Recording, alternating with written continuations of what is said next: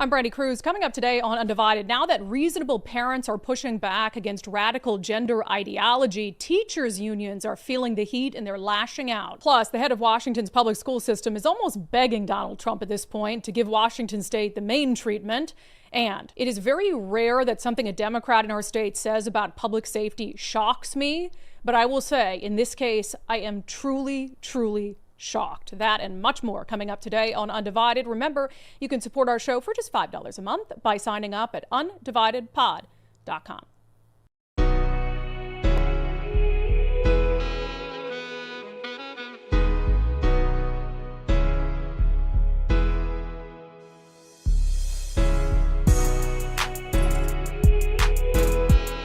Hello. Oh. Welcome to Undivided. Thank you for being here. Thanks so much for your commitment to giving common sense a comeback. I said on social media last night, I don't think I can sleep. I don't think I can sleep because I was so excited about the show today. Now, I did sleep. Not very much, mind you, but I did sleep. And it's just one of those days where, and especially over the weekend as we're off the show, so many things typically happen, and Monday we're just totally front loaded with stuff. But a lot of what happened over the weekend is a result of this show and of stories we covered last week and the response to those stories. And I will say today is Take No Prisoners Day, because I am sick and tired of people believing, for some reason still, that they can scare us out of doing our jobs, that they can somehow intimidate us or silence us. If you don't realize by this point that not only is that not going to work, but that's going to make us continue to do what we're doing 10 times more aggressively than we already were, I can't help you if you haven't figured that out by now. So let me preface this with this. When I was covering Seattle City Hall for a long time in my legacy news career, there was a familiar pattern that would pop up. It's very common among leftists, but we saw it at Seattle City Hall a lot.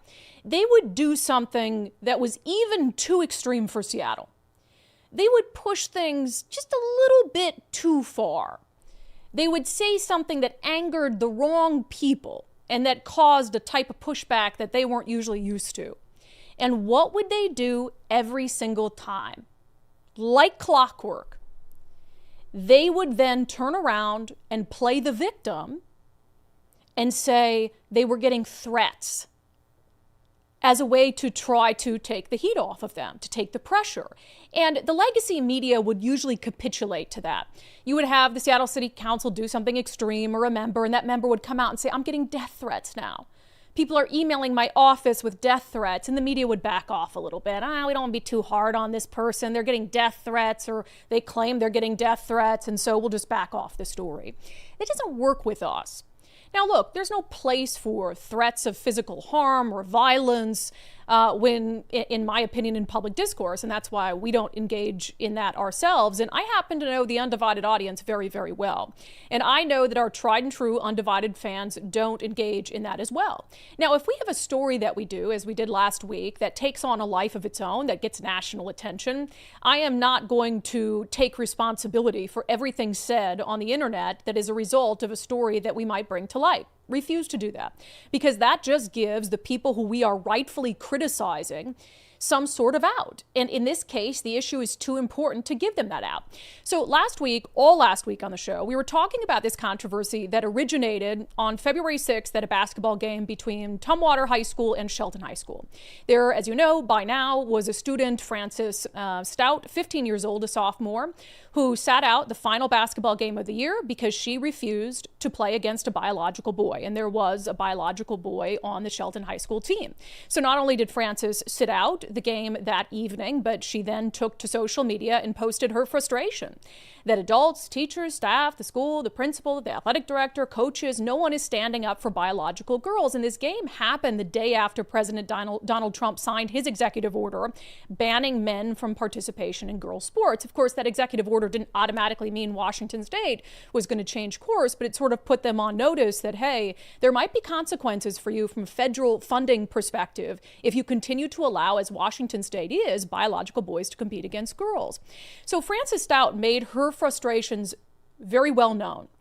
And before Frances's story reached us, it was circulating pretty widely among local parents and students in that district and around that district.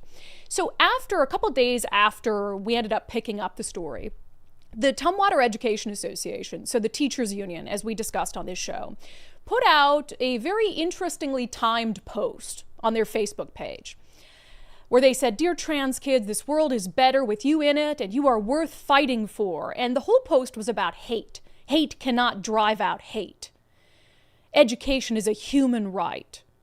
To all those who say educators are indoctrinating students, students are teaching educators to accept students for who they really are as humans. We are not indoctrinating students. We're loving. So is this whole thing basically about how, we're not going to let hateful people turn us against the trans community, so to speak. Now, I saw that post and immediately realized what it was. It was a post against Frances Stout. The timing made that very clear, and that was the opinion that I expressed on this show. That was very clearly the teachers' union taking a stand against a 15-year-old biological girl who stood up for herself. And as I said on this show, that is incredibly inappropriate. It's incredibly inappropriate.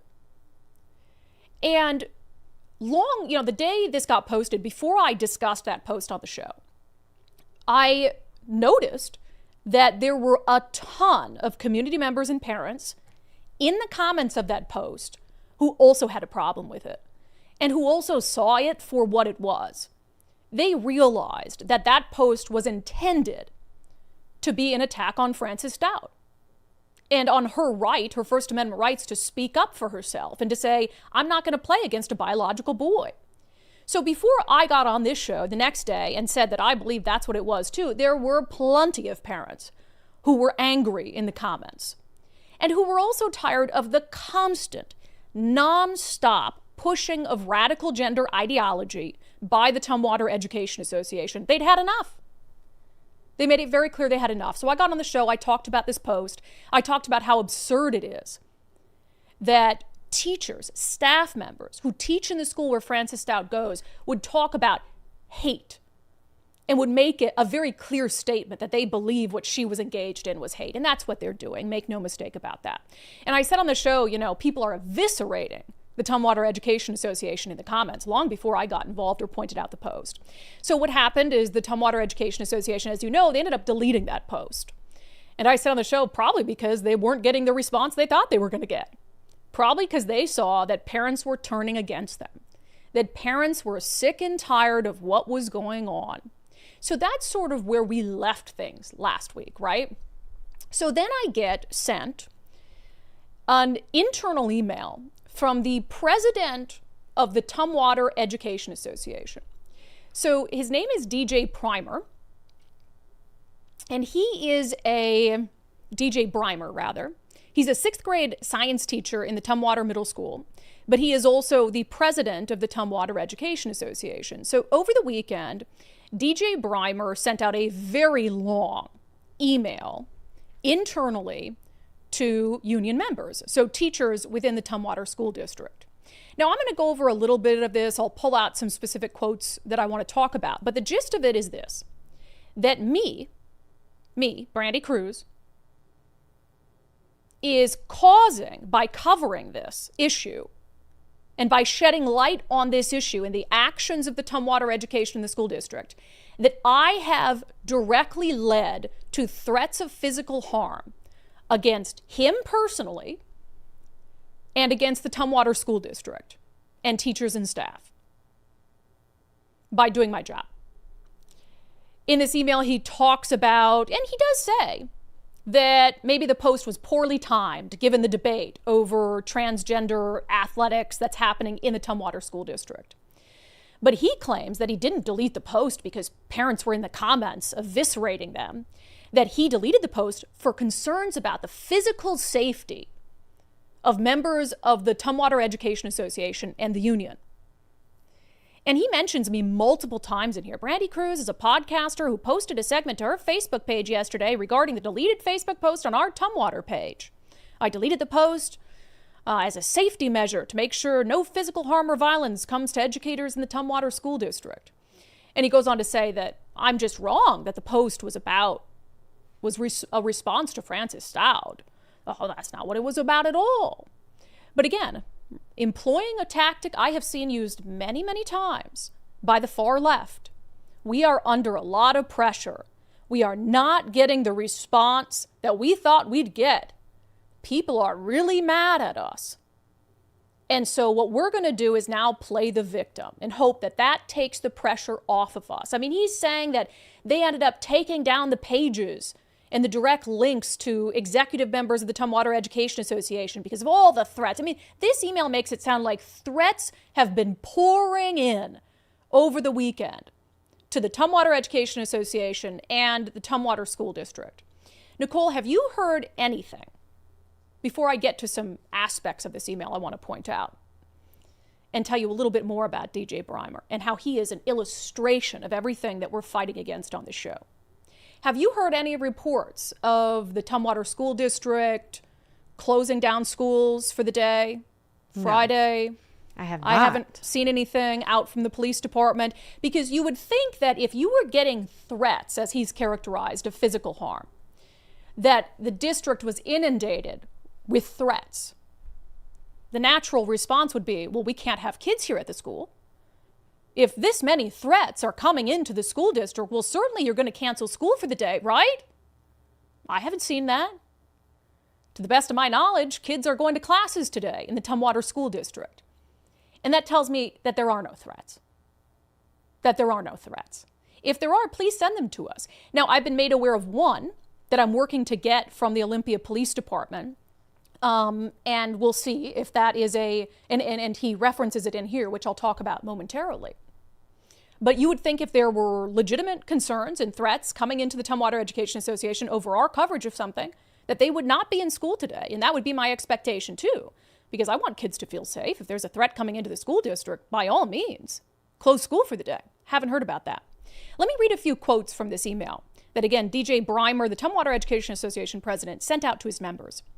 The community uproar from my post assumed Tumwater Education Association was backing the non-binary trans female student and not the biologically female student, even though my post mentioned absolutely nothing about the athletics program issue here in Tumwater. Yet you didn't have to.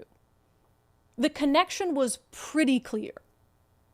And even if it was just a coincidence that you're talking about hate against trans students when your school is now at the center of this giant controversy, the post itself is proof of whose side you take.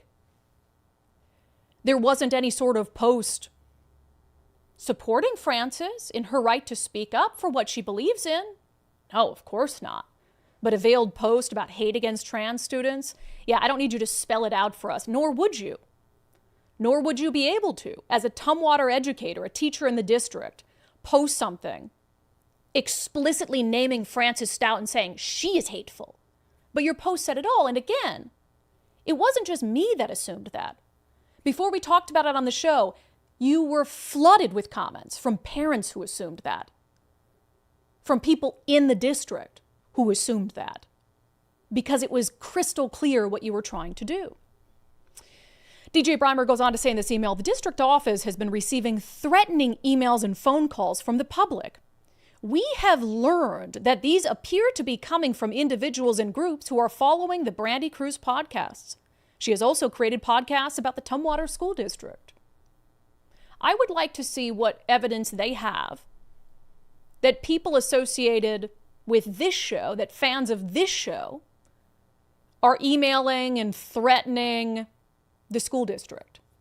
And we'll be reaching out to the Tumwater School District to ask for that proof. Because they're not just opining about it. He's saying, we have learned. Now, what's interesting about that is in the days after we started covering this controversy, it has taken off. I mean, millions of people have watched Frances's initial interview and clips of it on social media. Libs of TikTok picked it up over the weekend. The New York Post mentioned it in a story of theirs over the weekend. And I would think it's much more likely if there is some sort of threats or what they're considering or calling threats coming in, that maybe it's from someone across the country who saw it on Libs of TikTok, who saw it read about it in the New York Post. All of those are perfectly viable options, are they not? Yet DJ Breimer is certain, it sounds like, that there are threats that are because of me and because of this show, because we aired 2 interviews that were thoughtful, that were in-depth, that were respectful with the biological girl and the trans athlete shared both sides of the stories. And because we had the audacity to do that, it must be our fault that people are threatening the school district. Again, this is just a tactic to try to get the heat to die down. He goes on to say, in addition, I received a threat of physical violence that someone from Philadelphia emailed to our contact page. Now, I like to think our show is popular. I don't think we have many viewers or listeners in Philadelphia. So again, much more likely that someone saw it on Libs of TikTok or New York Post or something like that. That is the particular threat he's claiming that he contacted the Olympia Police Department about. So we should be able to request the Olympia Police Department, the content of that police report to see what this threat really is. Something tells me probably not an actual threat. It's my experience from covering these sorts of things. So I want to talk about DJ Brimer. If he's going to put my name in his mouth, then I'm going to put his name in my mouth. And we're going to talk a little bit about how actually now he has offered himself up as the perfect example of the sort of educators who we want to purge from our public school system. So, of course, after he sends out this email, we, some other parents, are sending us nonstop stuff. We're looking into this guy. Now, if you look at his social media, you're not going to be surprised by what you find. His posts are the definition of someone who has TDS, radical gender ideology, white guilt, all wrapped up into one. I mean, it is exactly what you would expect of a very leftist educator union president. He's got pics of himself, white dudes for Harris, Stop Project 2025, endless posts about radical gender ideology, LGBTQ plus 2IA, this teacher believes Black Lives Matter, blah, blah, blah. I mean, rainbow flags galore. So I don't know that that's a particular surprise. Yes, he's anti-Trump. Yes, he's anti-Republican. But this is very clearly someone whose very identity as an educator is wrapped up inextricably into radical gender ideology. Just as an example, when he first ran for vice president of the teachers union, this is a couple years ago, he had his flyer, vote DJ Brimer, Tumwater Education Association vice president. And for whatever reason, a trans flag. So you're running to be the president of a teachers union, or the vice president at the time. And besides a picture of yourself, the one other graphic you have in there is a trans pride flag. Again, this is someone who is so blinded and obsessed and committed to this ideology that he's incapable of seeing why it's problematic. Even when confronted by parents of his own students who are trying to explain to him why his approach as an educator is problematic. So after this email comes out accusing me of, oh my gosh, thanks to Brandi Kruse, everyone's getting threats. Threats here, threats there, because they want to shut me up. Which I never shut up. We got an email from parents of a former student of DJ Brimer. So again, he is the president of the Education Association, but he's also a 6th grade science teacher. So this is from September 2023. The parents write to Mr. Brimer, good afternoon. We are transitioning back to public school after a few years in private school. We knew that switching schools would involve an adjustment as well as exposure to social topics that would be new for our children. Our child came home last week, we blacked out the child's name, and talked about how you took roll and that you apologized in advance if you dead-named anyone. I had not heard this term before and needed to look it up. What I read was the following. Dead naming is when you call a transgender person by their birth name when they have changed their name as part of their gender transition. The parent goes on to say to Mr. Brimer, additionally, she explained you have a non-binary child. I was surprised this is how my child was reintroduced to public school. Can you help me understand if this type of introduction to transgenderism is something that is mandated by the state or mandated by the school, or if this is something that is your choice to introduce to the children. Thank you so much for the insight. So that is a parent. That's not a podcaster. That's a parent in September of 2023, the very beginning of the school year, whose kid comes home and tells her, hey, Mr. Breimer started roll call by preemptively apologizing to the class if he dead named anyone. And the parent thought, well, that's weird, and wanted to know, hey, is this being mandated? Is the state requiring that you do this? Because I don't know if I'm ready for my child to have that kind of introduction, 6th grade, to transgenderism and dead naming, terms I wasn't even familiar with as a parent. Here is the response from DJ Breimer. Hello, we have students at Tumwater Middle School who are non-binary humans. I used my own child as an example to make a connection with those students who use a name other than the name assigned at birth.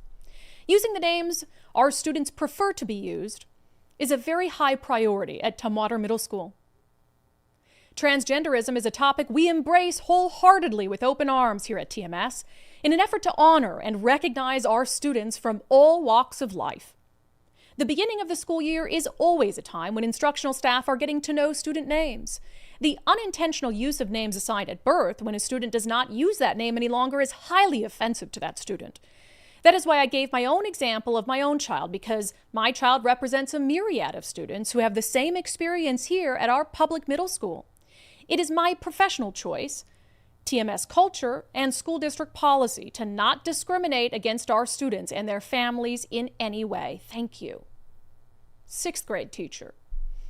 Obsessed, utterly obsessed, we now know because of their own child's experience, with pushing that experience on other people's kids.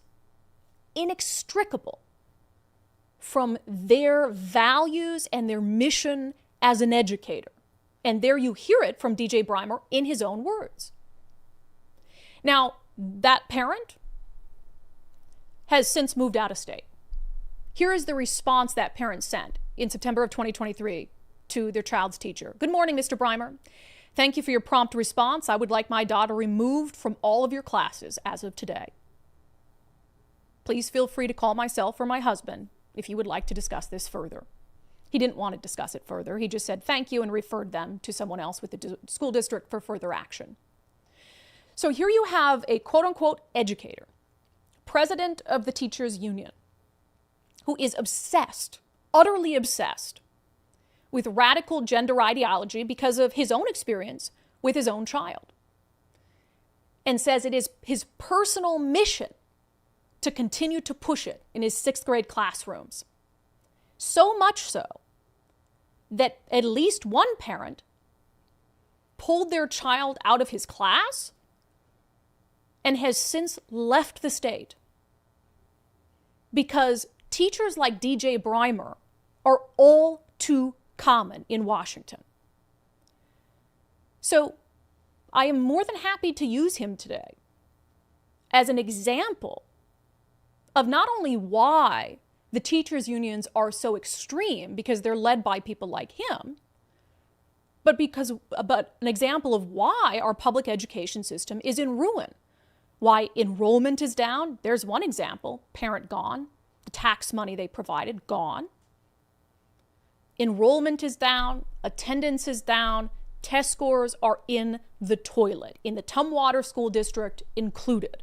And it is because of a growing and continuing obsession with things other than academics.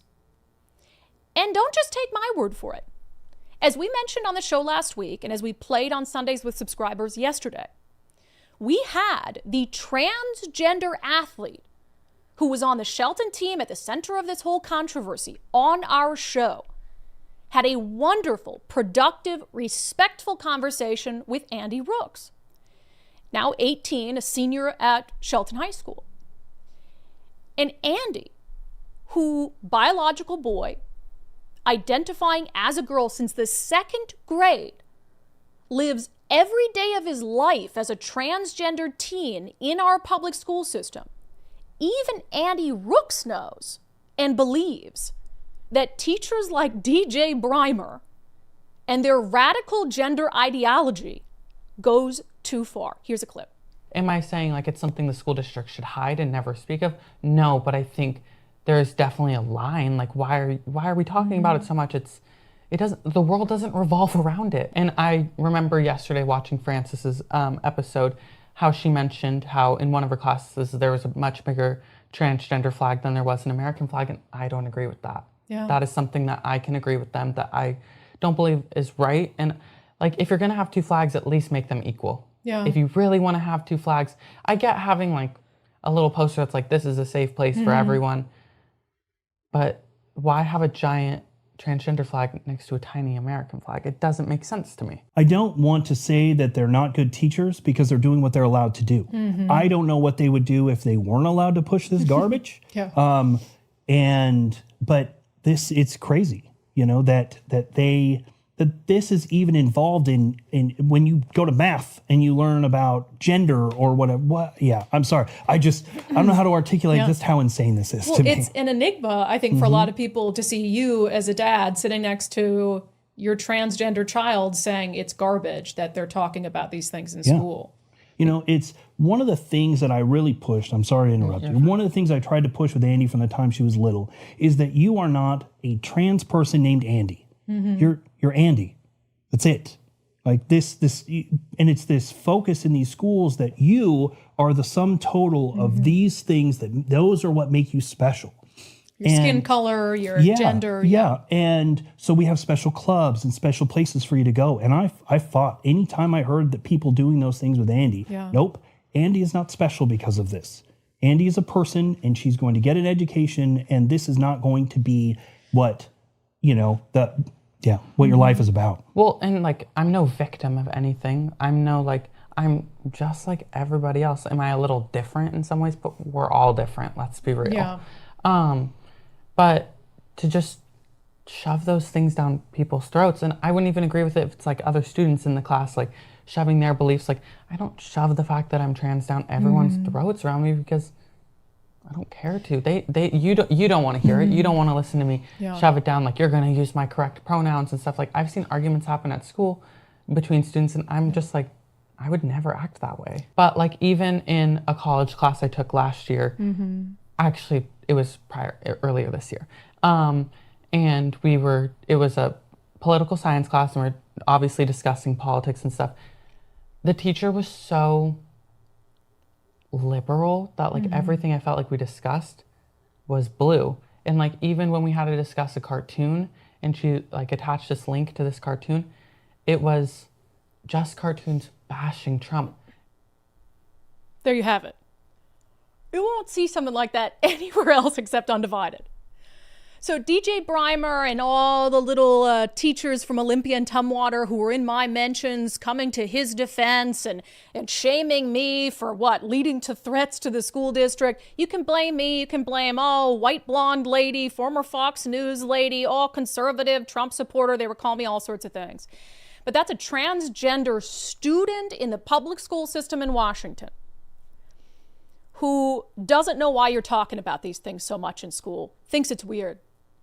Doesn't know why you would have transgender flags in classrooms, let alone transgender flags that are bigger than the American flag. Thinks it's weird.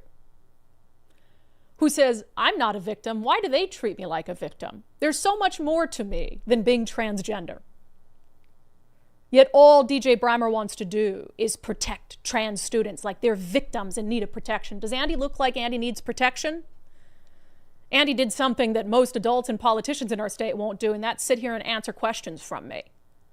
I don't think Andy needs protection from anyone, certainly not DJ Brymer. So just know this, and what I'll say. Legacy media, Brandi, might have been scared away or shut down by editors or whatever it is when someone who we were critical of, rightfully so, came out and said, I'm being threatened because of this coverage. We're getting threatening phone calls, threats of physical violence, which, again, until I see it, I don't believe, because I've seen this tactic too many times. So legacy media, Brandi, might have been slowed down, shut up, whatever it is. This Brandi is not. That Nicole is not. And I promise you, and one of the things I did is take note of the names of teachers in Olympia and Tumwater who were in our comments and in our mentions defending all of this stuff, doth protest too much. I think the ones defending it the most, trying to scream like nothing to see here, are probably the ones who are perpetrating it the most. And we will expose every single one of you until you stop pushing your radical agenda on people's kids, and until our schools return to what they should be, places of learning and places of academic success. Speaking of our public school system, man, Kruse Reykdal, the head of Washington's public school system, he's begging Trump at this point. And I'm kind of begging Trump too. He is begging Trump to put his bullseye on Washington. So Kruse Reykdal came out, and oh my God, are we going to play this? Yes. You've probably seen the clip by now. We haven't played it on the show because it came out over the weekend. So he comes out and puts out this video saying it's just not true that there are only two genders. We have a civil rights framework in this state. It includes trans youth. This is a biological question. It is quite simply inaccurate to say biologically that there are only boys and there are only girls.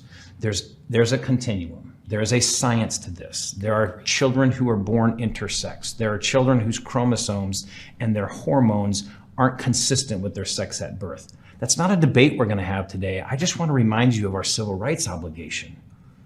Our state laws make clear that students get to identify and participate in activities based on the gender in which they identify.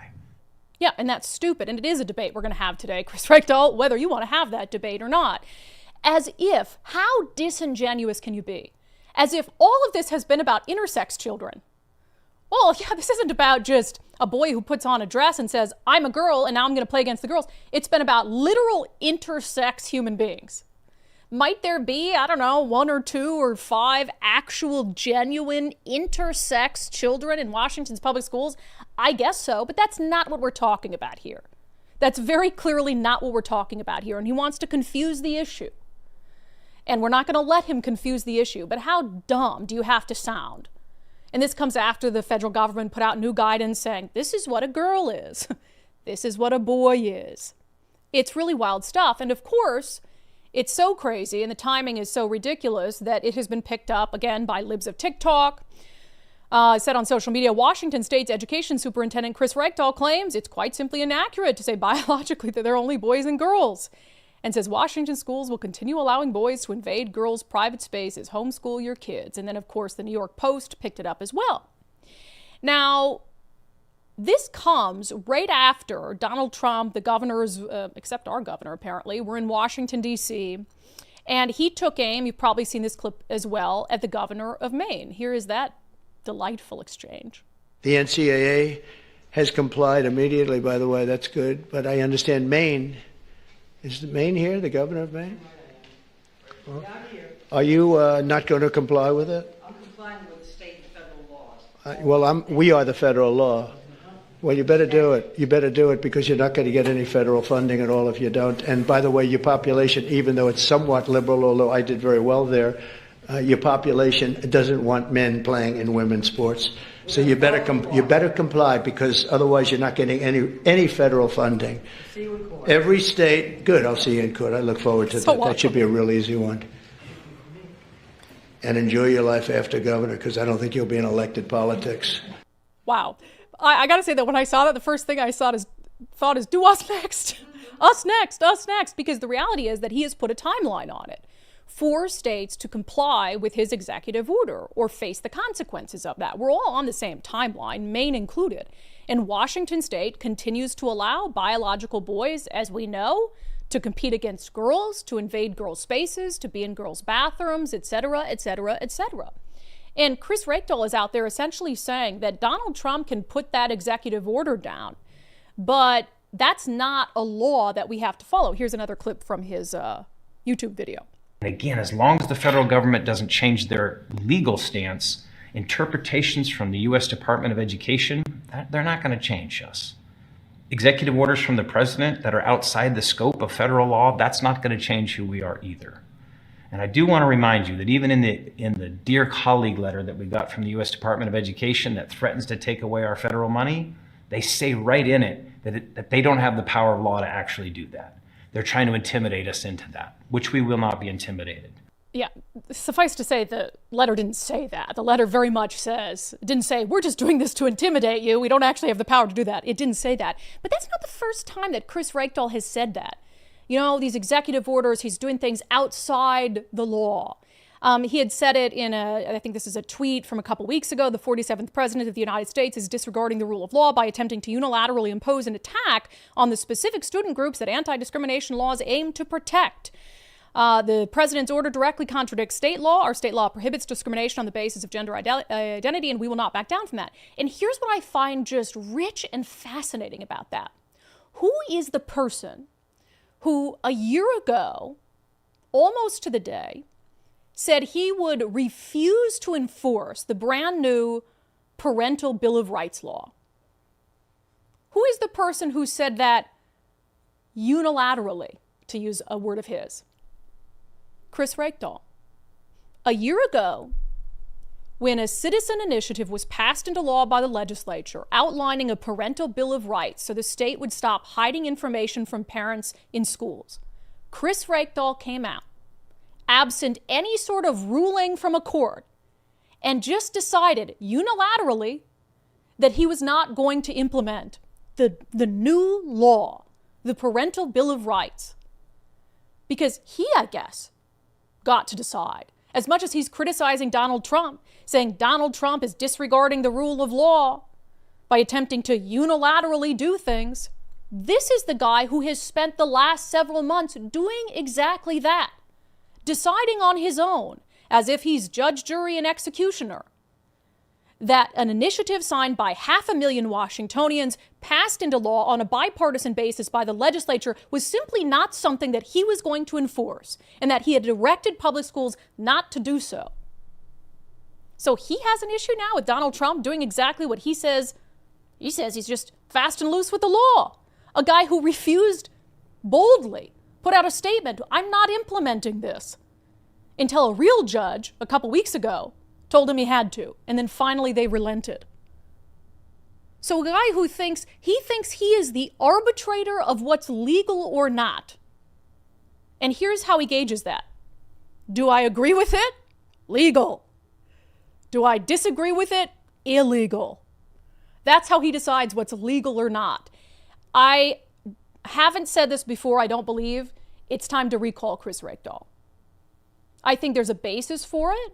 Certainly with his decision not to implement state law.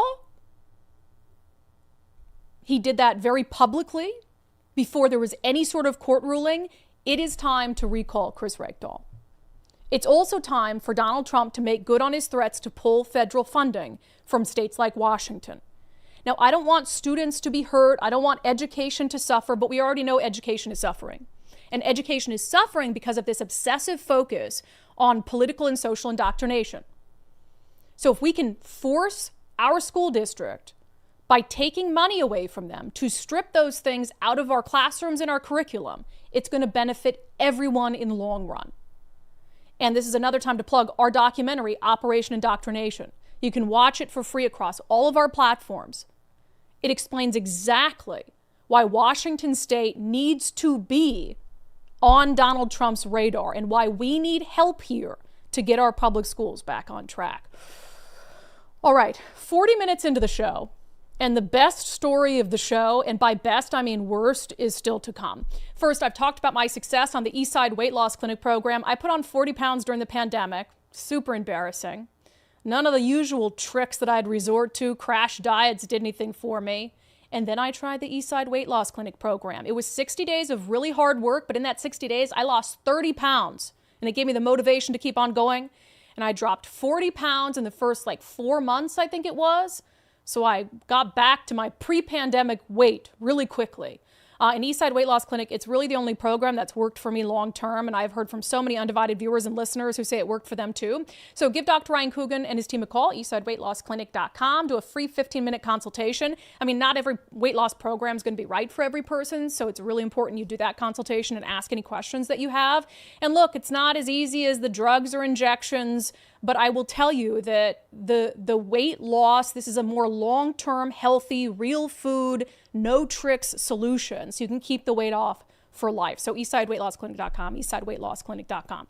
All right, let me try to maintain my composure during this segment because I am genuinely pissed off. Nicole sent it to me over the weekend.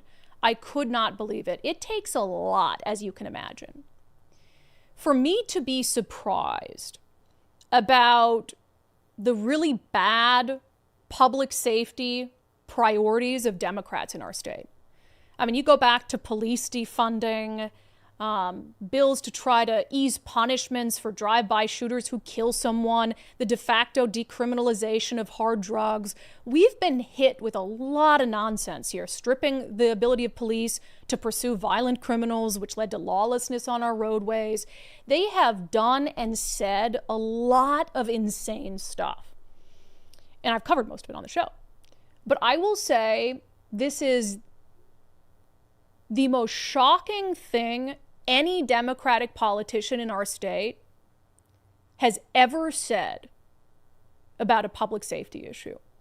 This segment is brought to you in partnership with our friends over at Future 42. Turn your frustration into action at future42.org and make sure you sign up for their newsletter to be alerted to opportunities to do just that.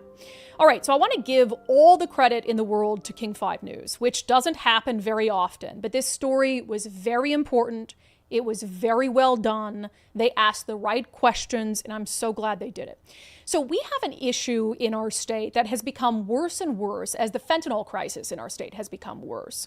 You know, we have one of the worst fentanyl crises in the entire nation when it comes to overdoses, deadly overdoses. We have also had quite a few horrifying stories of infants and small children who have been hospitalized or killed because of their parents' fentanyl addiction.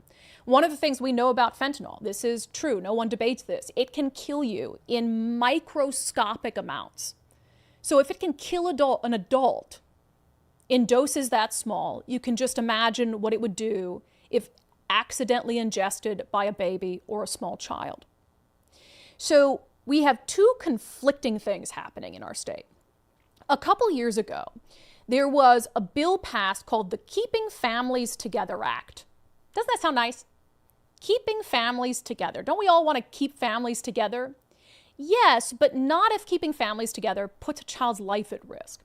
And what the Keeping Families Together Act did is it made it more difficult for the state to remove a child from a home where there's drug abuse.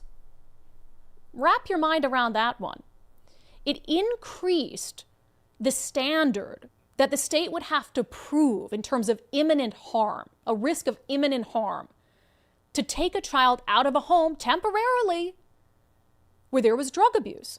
And which is just a wild thing to me. And Democrats and Republicans passed this. Republicans have since said they were kind of lied to about it, but look, you're not off the hook. Democrats and Republicans passed the Keeping Families Together Act, which made it more difficult to take tiny babies out of a home where there's active fentanyl abuse, and that's wrong.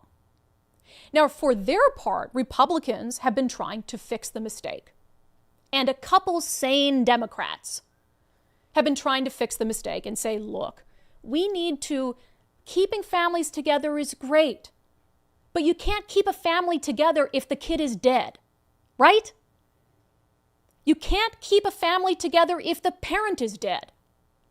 And fentanyl kills people very easily. So you've had Republicans and Democrats, a couple Democrats, no, I'm not going to give too many Democrats credit, a couple common sense Democrats who have said, look, we need to fix this situation.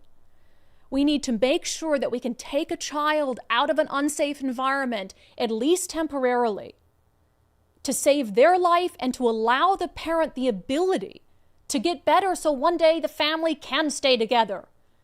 And what was DCYF's solution to all of that? Do you remember this last year?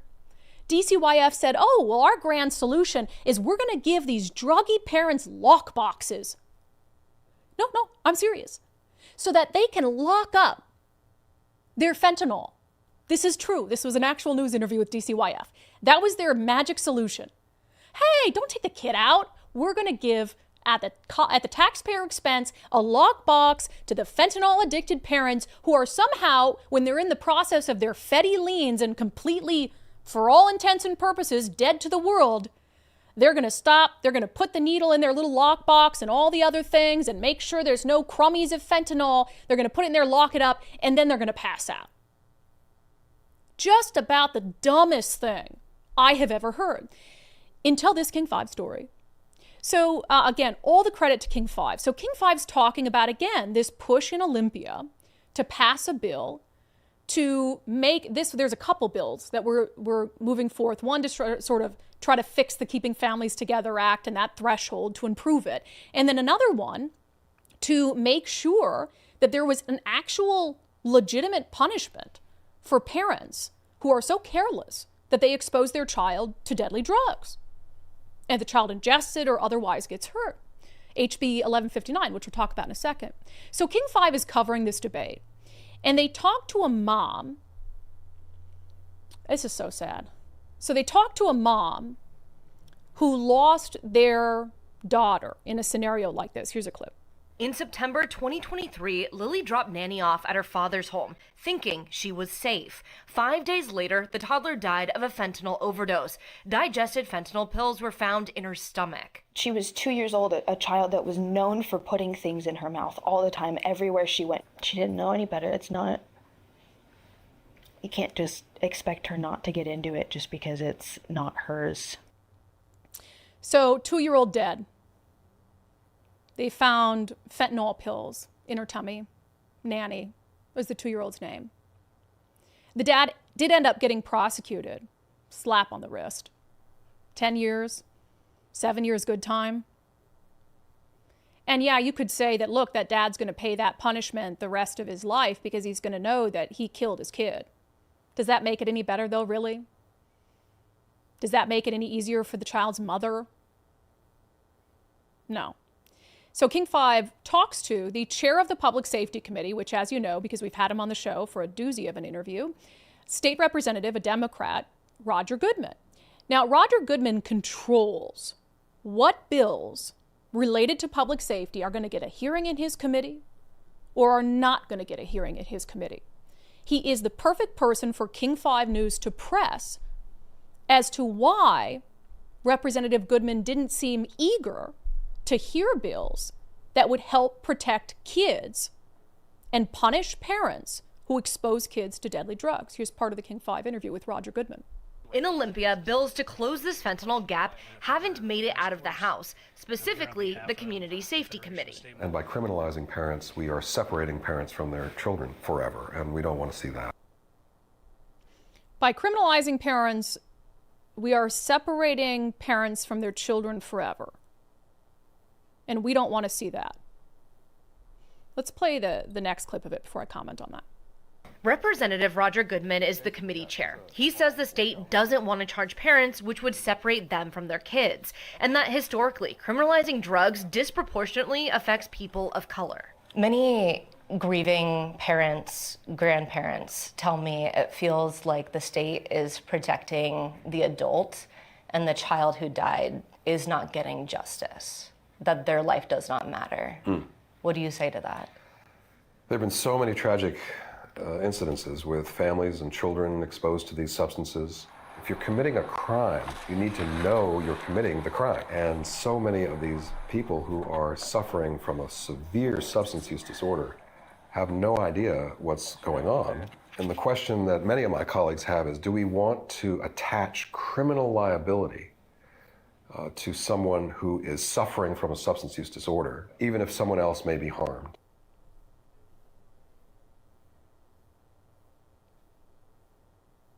That's disgusting. That's sick. So you are saying, and again, play that second clip again, the short one of Goodman.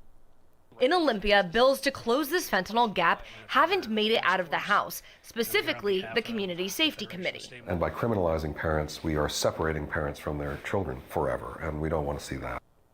The alternative is you separate parents from their children forever because the kid's dead. So that's what you're saying there. You're okay with kids dying if the parent doesn't have to go to prison. You, Representative Roger Goodman, the chair of the Public Safety Committee, that's not even me being hyperbolic. You are saying, and you said on King 5 News, you are okay, you can accept a child dying, a 2-year-old girl like Nanny dying, if it means that we don't have to send the parent to prison, because that would be separating them. Death is a permanent separation.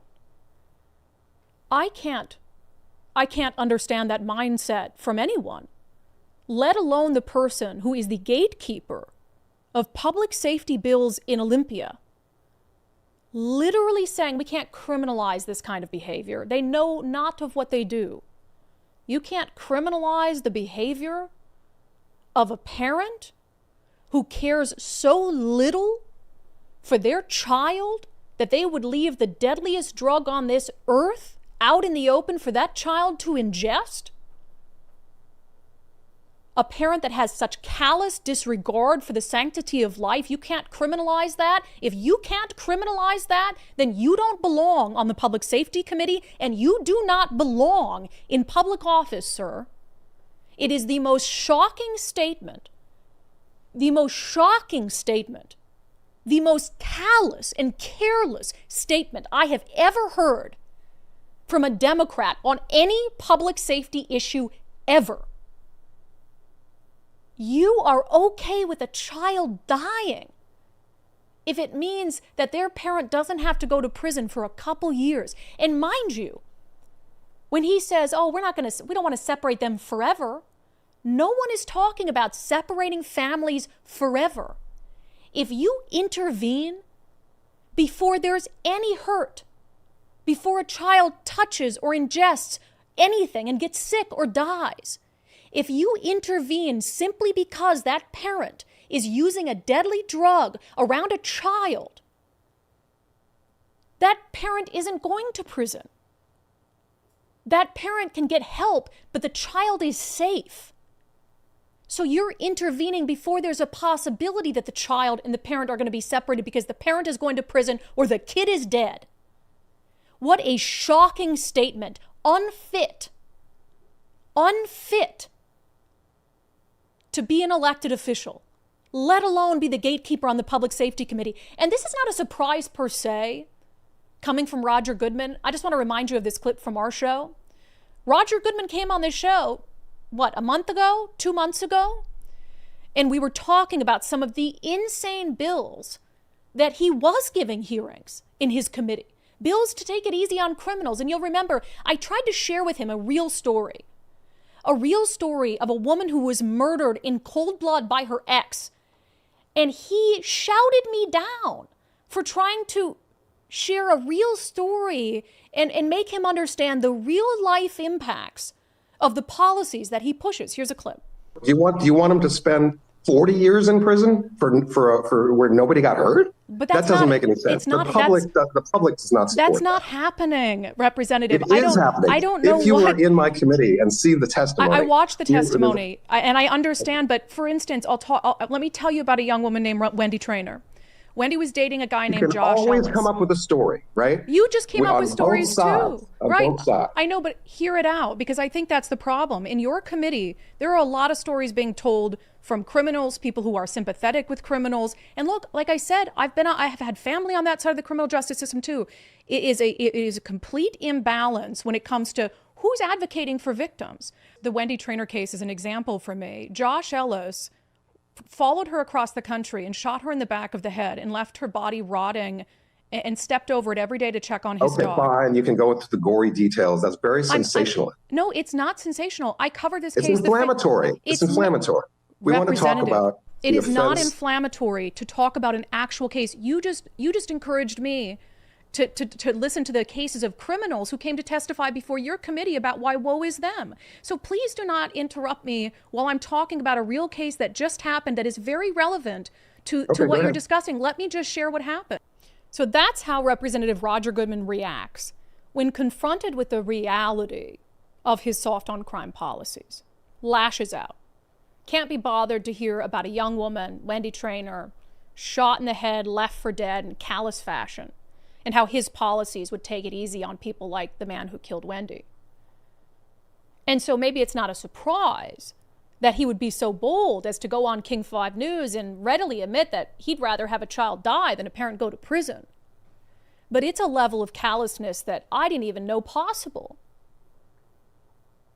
And I think is, from what I've heard behind the scenes, starting to be a wake-up call for the more reasonable members of his party. I have heard behind the scenes that there are Democrats who want Roger Goodman off that committee and out of that position and out of his seat. If that is how he talks about crime victims, if that is how nonchalant he is about children dying, if that's how little care and concern he shows to crime victims. Let's look at the nuts and bolts, though, down to the brass tacks of his priorities. So you'll recall, because I told you on the show last week, Friday was the cutoff for policy committees. Meaning if there's a public safety bill and it did not get out of his committee in the House because maybe he didn't give it a hearing, it's dead for the session. It doesn't go anywhere. So a bill that as of Friday is dead for the session is House Bill 1159. This was a bipartisan bill. The prime sponsor, Representative Mari Levin, a Democrat, one of the last reasonable Democrats in the state House. She has cared, I will give her credit, she has cared about this issue. She understands that the Keeping Families Together Act was a mistake. And here's how simple House Bill 1159 was. By the way, Roger Goodman didn't even give it a hearing. It didn't even get a public hearing. It would have changed, crossed out one word in state law, essentially to strengthen the law protecting kids from parents. So it would have said, a person is guilty of the crime of endangerment with a controlled substance if the person knowingly or intentionally, crosses out intentionally and says recklessly. So a person is guilty of the crime of endangerment with a controlled substance if the person knowingly or recklessly permits a dependent child to ingest, inhale, absorb, or have contact with a controlled substance other than cannabis. So that was the change. Instead of intentionally, recklessly, which makes sense. You're saying the only time a parent can be guilty of the crime of endangerment with a controlled substance is if they say, here you go, kid, have some fentanyl, have some meth, have some crack. That's the only time that they're guilty of it? And not if they recklessly leave it out when they know they have a toddler running around putting things in their mouth? It's a common sense bill. That's why it had bipartisan support and one of the key sponsors being a Democrat. Roger Goodman didn't even give it a hearing in his committee. It's dead now. You know what bills not only got a hearing in his committee, but got voted out of his committee? House Bill 1125 and House Bill 1178. Let me remind you what those did. House Bill 1125 gives a judge ultimate discretion to go back and end any prison sentence early in the interest of justice. So 1125, that was a priority for Roger Goodman. Let that out of the Public Safety Committee, gave it a public hearing. Let's let judges end lengthy prison sentences early. And House Bill 1178, which we talked extensively about on the show, which reduces certain sentencing enhancements. Shall I remind you what one of the crimes was that 1178, which is now out of the Public Safety Committee and continues on this session, what one of the crimes was that this bill reduces the sentencing enhancement for? Here's a reminder. Mandatory stacking is eliminated for controlled substances violations related to manufacture of methamphetamine in the presence of a minor. A bill that reduces your punishment if you cook meth around kids. Again, if we're keeping track here, right? House Bill 1159 would make sure that there's actual punishments for parents who recklessly expose their child to deadly drugs like meth and fentanyl and crack. Roger Goodman won't even give it a hearing. Won't even let people appear before his committee to talk about the merits of it at a time when we've had multiple small children in our state die from drug exposure in the home. Won't even give it a hearing. Bill that reduces the punishment for people who cook meth around kids, gives it a hearing quickly, gets it passed out of committee before the cutoff. That's the chair of the Public Safety Committee. If that doesn't bother you to the core, Republican, Democrat, Independent, if that doesn't bother you to the core, I don't know what will. That segment was brought to you in partnership with our friends over at Future 42. Turn your frustration into action at future42.org. Make sure you sign up for their newsletter to be alerted to opportunities to do just that. They've been great champions for trying to get people motivated and showing up and emailing lawmakers on bills like this. They've been really, really active on that this session. We appreciate it. Pisses me off. And I'll say, outside of that branded segment, I will support publicly, financially, any moderate Democrat who wants to run for Representative Goodman's seat. If there is a moderate, common sense, the 45th district, right? Can you check, Nicole? He's the 45th district. Redmond, I think like Woodinville maybe, or Redmond, Falls City, Duval. If there is a moderate, reasonable Democrat, 45th, yeah, who wants to mount a bid for Representative Roger Goodman's seat, you can have a 20-minute time slot on this show. We'll talk to you about the issues. I'll support you personally. I'll give you my endorsement. I'll max out to your campaign. And I said earlier, I won't support any other candidates. I'm not doing that anymore. This is an exception. We'll make an exception for Representative Roger Goodman. And I have heard behind the scenes that there are some Democrats putting out feelers to try to make that happen because of that story on King 5 News. Outrageous. Absolutely outrageous. All right, you know we had to have a follow-up on the taxpayer funds in Washington State going to help host male JO parties. So blame Nicole because the follow-up was her idea today, but we're going to talk about that again. First, if you're thinking about selling your home this year, you might be wondering what is the most advantageous time. So the spring market is just heating up. But right now is a great time to list your home because there is a lot of pent-up buyer demand. So Wes Jones said, you know, you might assume market is slow, but the real issue is low inventory, not low buyer demand. So homes that do hit the market are selling quickly due to that pent-up demand and the limited options that are out there. So sellers are facing less competition right now, making it a really advantageous time to list. He says for this year, February, March, so February's almost over. So March and May, these are going to be the top years of the month to list a home. And of course, homes that are properly prepared for listing and priced correctly are performing the best. And Wes Jones can help you figure all that out. So sellwithwes.com, sellwithwes.com. Start by using their free home value calculator so you can see how much your home is worth. It might be worth more than you think. And then ask Wes Jones for a free market analysis so he can give you through all the ins and outs. You know, how are homes looking in your neighborhood? What can you expect? What are some things that might need to be done to your home to make sure it really stands out and gets those top offers? So reach out to Wes Jones if you're thinking about selling your home in 2025. He says he's really optimistic about where the market is going and definitely more optimistic than 2024. So sellwithwes.com, sellwithwes.com, a better way to sell your home. All right, small victories. Small victories. One small victory is a group called Rain City Jacks has changed the front of their website so it's no longer a hypergraphic, pornographic picture of grown men sitting around JOing each other. So that's a win. But they're also making excuses for a revelation that an organization that helps host their adult JO parties gets taxpayer funds. Let's talk about it in our segment, Unbelievable.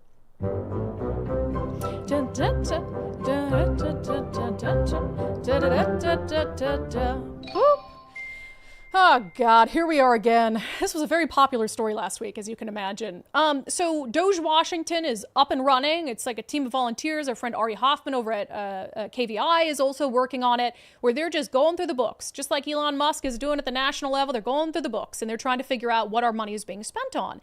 And as you would expect, a lot of it is spent on these very ideological organizations, LGBTQ plus groups, Drag Story Hours, Queer Productions, Queer Life, Seattle Gay News, Northwest Network, Bisexual Trans Abuse Victims, Seattle Trans and Non-Binary Choir, Q Law, and then this group called Pan Eros. I'm not going to belabor this, but we talked about this extensively. They got $2,000 in taxpayer funds. Doesn't seem like a lot, but I'm sorry. Any money going to a group like this is too much because, as we found out, this is an organization. It says they cultivate consent and sexuality through the arts and education for all. So in a nutshell, they help host events that are like sex related. Let's be honest. And one of them, they had an associated event for Rain City Jacks. And, you know, we talked about what this group does. It is a private masturbation group where you can come and sign in and you sit around. It was we had an event that was held recently, beginning of February, at a art studio owned by Pan Eros, which is the group getting this taxpayer funding. Here is the founder of the Rain City Jacks in some social media post a while ago explaining what Rain City Jacks is all about. I love a lot of play around masturbation. That's kind of my jam. So I'd say my main squeeze is masturbation and mutual masturbation, being in the same room with, and group masturbation. That's just something I just focused on as a fantasy when I was in my 20s, about masturbating with lots of guys when I found out Jack clubs existed. And it wasn't until I actually got to a Jack club and then started my own Jack club that I found out that, oh my God, this is something that really satisfies me deeply. Look, and I'm, by all means, be satisfied deeply. These are consenting adults. I would not care, nor would I play that clip or even be talking about it if they weren't associated with an organization that gets taxpayer funds. If you are an adult male and you want to go to a JO club and be consenting and all that stuff, that is none of my freaking business until there's a tie to taxpayer funds. And in this case, there was a tie. Pan Eros, the organization that helps provide space for entities like Rain City Jacks to do their thing, which who's cleaning after that? Who cleans up? Does Pan Eros have to clean up? Do they clean up on their own? Who cleans? That's what I want to know. Who cleans? And what do they tell the cleaners? Do they tell the cleaning company, hey, here's what's happening here, so use extra disinfectant? I digress. So Rain City Jacks, as you can imagine, there was quite a lot of national attention about this.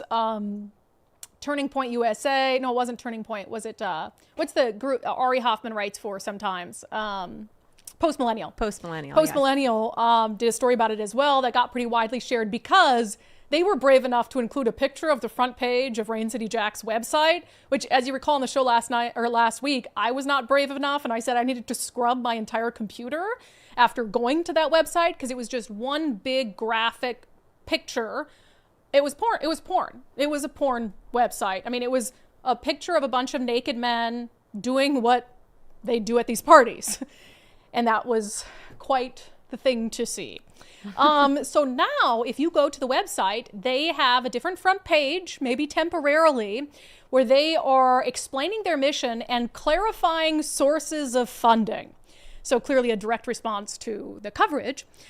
It says, what is Rain City Jacks? Rain City Jacks is a private JO club, a fun and relaxed community where adult men can masturbate with each other safely and comfortably, regardless of age, race, ethnicity. I hope it's not regardless of age. I'm assuming there's a little bit of a floor to the age, you would think. It says, clarifications on sources of funding. Recently, questions have been raised about how Rain City Jacks is funded. We wish to address these questions clearly and put them to rest. Rain City Jacks was founded in 2005 as a private membership organization. Our sole source of revenue is the direct support of our members via membership dues and event admission fees. You have to pay a due? Imagine that. Oh, what is this coming out of my, hey, honey, what's coming out of our checking account every month? It's like, oh, those are my dues to Rain City Jacks. We are financially self-sufficient and have never been the recipient of funds from any government entity. Our relationship with the Pan Eros Foundation is that they are our landlord. We have a lease and rent their venue for our events. Although both organizations put on events that center around consensual human sexuality, we are a separate organization with different goals and operate our events accordingly. We do not collaborate or provide financial assistance to each other. We hope this answers any questions concerning our finances. So yes and no. Nothing you said there is in contrast with what we said. We made it very clear what Pan Eros is and that Pan Eros helps to host events like this. by providing them space. Now, if you are an organization like Rain City Jacks and you host the kind of events that you host, chances are it's probably difficult for you to find venues that you can't just call up your run-of-the-mill wedding venue and say, hey, here's the event we're hosting. Can we go there? So they need a very specific kind of entity and space that is willing to let them have events like that. And they found that in Pan Arrows. So yes, the fact that Pan Arrows gets at least some taxpayer funds does help the organizations who they rent space out to. They were promoting it on their website. They promoted it on their website. You were on their calendar. So you can't now say there's no ties between the two of you. And absent Rain City Jacks and what they do, Pan Arrows, based on their description of their function around sexuality, they shouldn't be receiving any taxpayer money anyway. Even if they never hosted a Rain City Jacks event ever. That organization, that entity around sex and sexuality, that specific kind of group and what they do, it should not be the recipient of taxpayer funds. So when they say they're clarifying sources of funding, we never said Rain City Jacks is specifically getting money from taxpayers. We said Pan Arrows is, and these are the kind of events that Pan Arrows hosts. So, but I'm glad you took that picture off the front of your website, at least for the time being. Not safe for work. Not safe for work at all. All right, we'll get to a little bit of national news. I know we're going to go long today, and I didn't get a subscriber poll out. We were very busy pre-show, and the clock was ticking, and we were building some smashing good segments, and I forgot, and I apologize. Do you accept my apology? They do. Thank you. All right, we'll get to some Patty Murray, Senator Patty Murray versus Elon Musk. A little cat fight on social media. First, is your retirement portfolio running efficiently? Is it time to run it through a Department of Retirement Efficiency, so to speak? Well, you can do that with Zach Abraham and his team at Bulwark Capital. They have another live webinar coming up. This is the first 100 days live webinar. It is happening on March 20th at 3:30 p.m. Free to sign up. Zach Abraham and his team at Bulwark Capital are going to go over Donald Trump's first 100 days in office, all the rapid changes, what's happening with the economy, how they could impact your retirement portfolio. So just a little bit of good to know information. And they'll do a full reveal of how Bulwark is always looking for opportunities to lower risk, lower cost, give your retirement as much upside as possible. So you can get all of that information totally free and no obligation at all. If you just want to know how is everything Donald Trump's doing affecting my retirement portfolio, this first 100 days webinar is a good opportunity to do that. So sign up for it totally free. KnowYourRiskRadio.com. That's KnowYourRiskRadio.com. All right. Senator Patty Murray of Washington versus Elon Musk. The beef we didn't know we needed. You got this, Nicole. Can you put that graphic in my show sheet, by the way? It's not in here, so I can't read it. I was stalling, thinking you'd notice. Then I couldn't stall anymore. Sorry. Elon Musk had, as you guys saw, he put out, like all the federal agencies had to put out this email basically saying, name 5 things you did this week to employees. And if you don't respond, they take it as a resignation. Which is interesting because I think there's a lot of people like, I never check my email. So if I got an email like that, I guess I'm resigning because I never check my email. They said that's why he claims that's why he made this a thing anyway, was because there were so many emails in there that didn't seem like they were actually working people, that he wanted to get responses from all the workers. Right. So, but what I'm saying is I did work. I work a lot, but do I check my email? No. But that's why you have me to say, hey, Brandi, check your email. That's true. If Nicole doesn't know about something, it's not happening. I tell people that all the time. Hey, weren't we meeting for coffee today? If Nicole didn't know about it, it's not happening.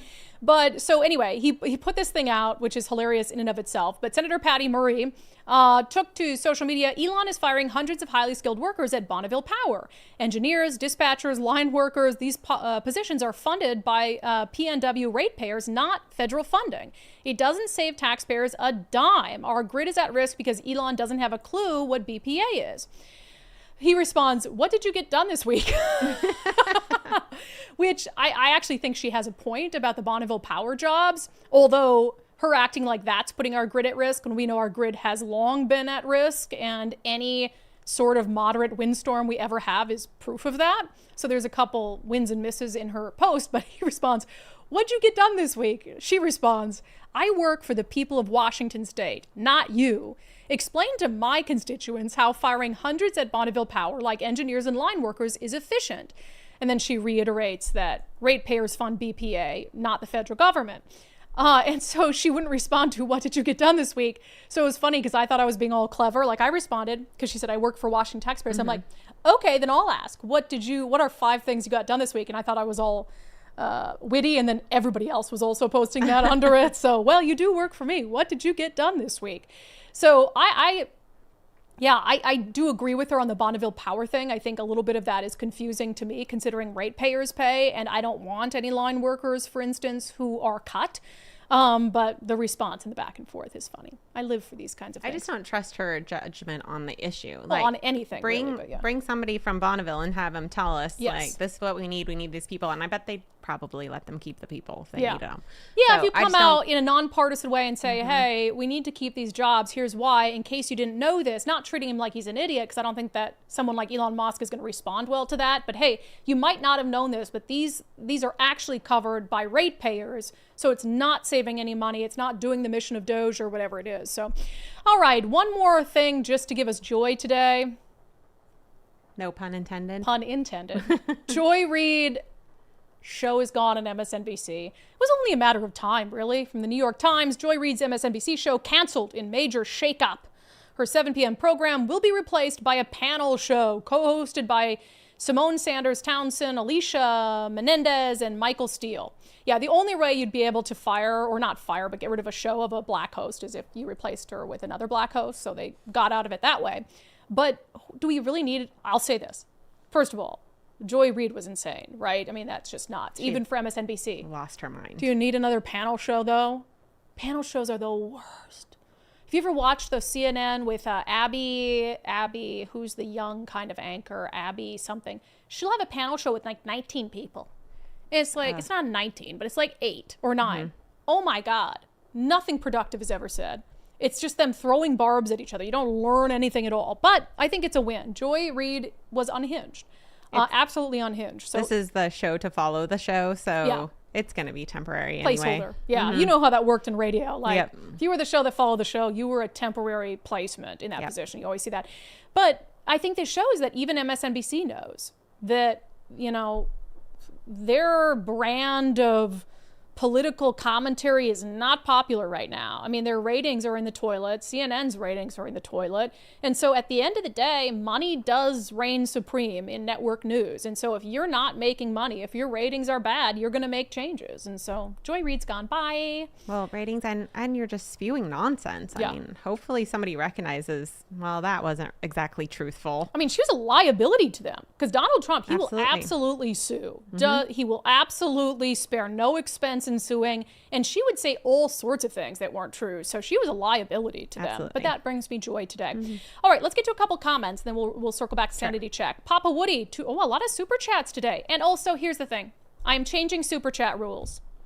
If you type some pervert stuff in there or something lowbrow, I'm not reading it. I'm going to keep your money, though, but I'm not reading it. I'm not giving you a refund. So, Matt Gilbert, I think he's on vacation. He's not watching right now. So just FYI, the super chat does not mean I'm absolutely going to read it. So don't press me. Don't test me. And then people are like, how do I do super chats? You can do them if you're on YouTube, but we'll also read your comments on Patreon and all of that stuff too. So Papa Woody, happy Martini Monday. Is it Martini Monday? I'm not having any martinis. I don't know. I guess Margarita Appreciation Day was like Friday or Saturday. Margaritas. I don't know. This is TMI, but I have this, like, my skin is really dry right now. Is there anything left TMI with everybody? I have told you I've TMI'd a lot. I have this face. You guys think you get a lot? You should hear what I Don't get. go there. So don't go there. We've been friends for a long time, though. There's no barriers there. When you spend as much time together as Nicole and I do, there's no barriers. I have this ointment I have to use on my face because it gets really dry, and if it gets too dry, I end up with like alligator scales. Happened to me once. And apparently you can't drink alcohol when you have it on your face because it like you'll end up like red and flush, and it's just crazy. It has this weird reaction. So sorry, I can't have martinis today is what I'm trying to say. Boo Boo Bear, the GOAT administration is wrong about only 2 genders. The GOAT administration is wrong about only 2 genders. There are a tiny percentage of people with both XX and XY chromosomes, male and female organs, FYI. Yeah, that's not what we're talking about here. This whole radical gender ideology and trans stuff, people who are legitimately intersex is like smallest, tiniest little, and that's not, I think that's a genuine question. If you're intersex or whatever it is, because there are people who have like both private parts, so to speak. We had a slang term for them growing up that would no longer be considered appropriate. To act as if those are the only cases where biological boys, quote unquote, are playing with girls is ridiculous. So I think that's the point I'm trying to make. The Reaper's son. Dems wouldn't utilize lawfare so much if they didn't feel their judicial picks are going to side with them. What can average Washingtonians do to put a stop to this? I mean, pay closer attention to judicial races. The issue, though, is we've had Jay Inslee. We've had Democratic governors for 40 years, and we had Jay Inslee packing the courts with his appointees for 12 years, and then they end up running unopposed, and then we get all of these decisions. I mean, but occasionally we get a good one. The court ruling that upheld the Parental Bill of Rights was a King County judge, no less. And he said there's nothing unconstitutional about it, and it can go into effect. So, I mean, the thing is, judicial races really need to take front and center. We've tried to put more of a focus on those. I know they're not the sexiest races on the ballot, but, you know, people end up just not paying attention to them, or they're unopposed, so people don't vote or just vote for the one person. So, Baron of Gray Matter, WGOP is controlled opposition. The Senate Minority Leader John Braun voted to protect illegals at work. They refused to campaign in blue areas weak. Yeah, I've heard that. I keep meaning to look into that protecting illegals at work thing. Let's note that. Okay. Noted. Sergeant Pickles, I'm glad Brandi made it out of Bass Pro Shop alive. Oh my God, my husband, who I love dearly, and what makes him happy makes me happy, wanted to go to Bass Pro Shop in Tacoma. I'm thinking an hour, 3.5 hours. It's a big store. I don't know how you could just walk 1.5 What hours. was the damage? I don't even know. But the thing is, like, at one point he puts me in front of the fishes. There's some rocking chairs there. So look at and he's thinking that, and like children are there looking at the fish. He's thinking that that will ease my boredom. I'm like, first of all, I'm not 5. I've seen fish in a tank before, and we've been here for 3.5 hours. I love him. I love him. Don't they have a restaurant? There was no restaurant. Oh, I thought they had a restaurant. I know Cabela's has one, but this Bass Pro Shop did not have a restaurant in there because I was hungry and thirsty. Even in the bowling alley, there's no food? I don't know. I didn't know there was a bowling alley. We talked about that. Oh, wait. Bass Pro Shop Tacoma. Yeah, I think there is. I would have been down bowling then. There you go. Maynard Jeffers, things like this make private schooling, homeschooling all the more inviting. Parents want to protect their children from this foolishness. Yeah, but you have to have the money to do that or the time to do that. And that's not fair to like hold parents and families hostage. Dave Apex, she did a great thing. Again, if every girl in the event did and sat out, this would change from the inside. They need to stop waiting for the adults. It's hard, though, to put this issue on kids, for sure. Weiss Castle, wonder if Tumwater made any honest effort to sit down with Frances Stout and find out her concerns, fears, and opinions without harsh judgment. Doubtful, because they immediately launched an investigation into her for bullying. Gary, I like my dentist. When you strike a nerve, keep drilling, baby. Yeah, clearly we struck a nerve. Spencer, if the feds withhold funds from this state, the legacy media will not be able to hide the facts. Then I think people that do not watch this show or pay attention will see the nonsense that our leaders are doing. I hope so. On Roger Goodman, Sergeant Buck, by that logic, if you're an alcoholic and kill someone while driving, you shouldn't be held liable. Yeah? Because if you send them to prison, if you're an alcoholic and you hit someone and you kill them drunk driving, you're gonna be separated from your kids. Absolutely, and we mentioned that they are trying to lessen those punishments too. What's her name? That wanted to lessen the Tara Simmons. Yeah, Tara Simmons. She doesn't think vehicular homicide should be a third strike. Right.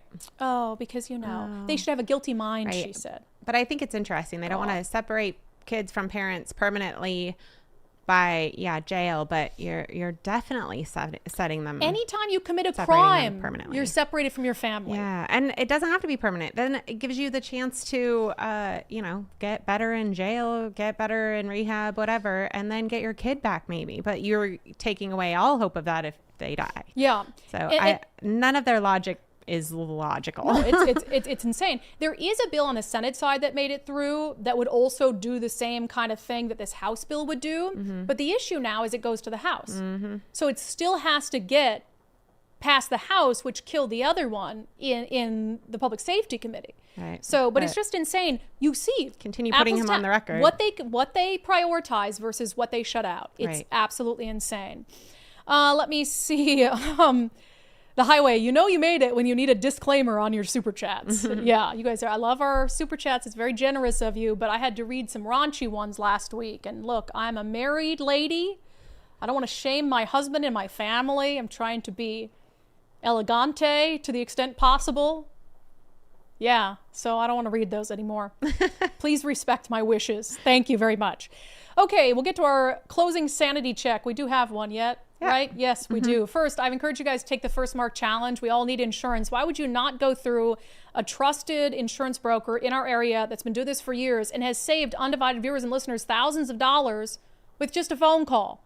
It's really a no-brainer. You never pay First Mark anything for their services. Eric says that he was managing his own auto and homeowners policy for decades. He thought, why not? Cut out the middleman, work with the insurance companies directly. He said, the people at First Mark quickly showed me the error of my ways by saving me over 30% on my auto policy and a whopping 70% on my homeowners policy. I'm not exaggerating. I now tell anyone I know to give First Mark a call. I did, and I'm truly richer for it. So take the First Mark Challenge today. FirstMarkInsurance.com, FirstMarkInsurance.com. The very best part is they work for you. All right, Kamala Harris, like I said, front runner to be the next governor of California. What I'll say is California would get what they ask for, good and hard. Let's talk about it in our closing sanity check.